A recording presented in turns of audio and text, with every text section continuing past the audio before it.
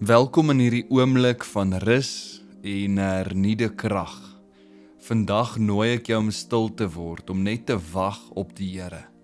As jy moeg voel, geestelik, emosioneel, selfs fisies hierdie tyd van die jaar, dan is hierdie gebed spesiaal vir jou. Jesaja 40 vers 30 sê, selfs jong manne word moeg en raak afgemat.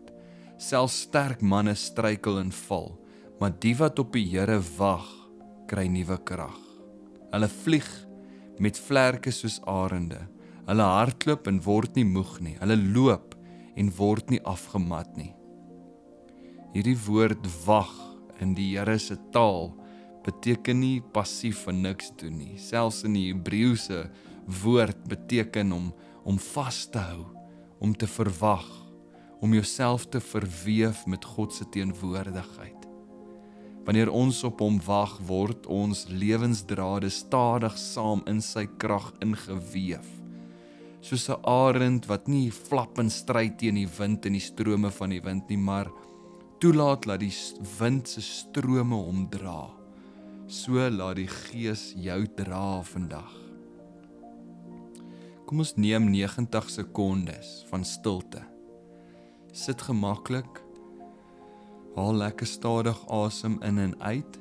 Stel jouself voor dat jou hart oopvou vir God se asem van lewe. In hierdie stilte, as jy wil, kan jy hierdie eenvoudige gebed herhaal. Here, ek wag op U. Laat U vrede my vul.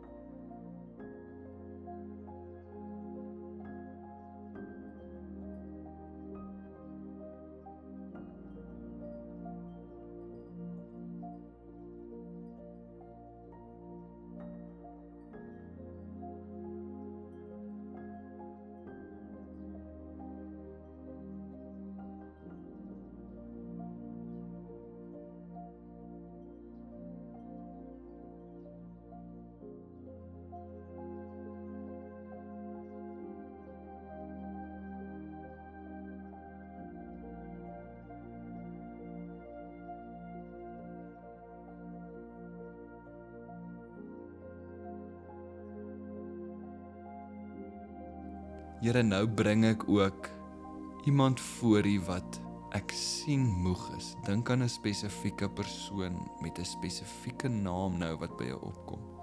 Dalk by jou werk. Here, mag U hulle aanraak met vars krag. Here, laat hulle weet en voel dat U is nie ver nie, maar dat U naby is, selfs soos ons asemhaling. Here, dankie dat U ons versterk. Vandag liggaamlik, emosioneel en geestelik. U gee ons nuwe moed om weer te loop, om weer te hoop, om weer te glo. Ons wag nie verniet nie, want in U teenwoordigheid kry ons nuwe krag. Here, laat hierdie stilte vandag vloei deur ons so strome van lewende water in Jesus naam. Amen.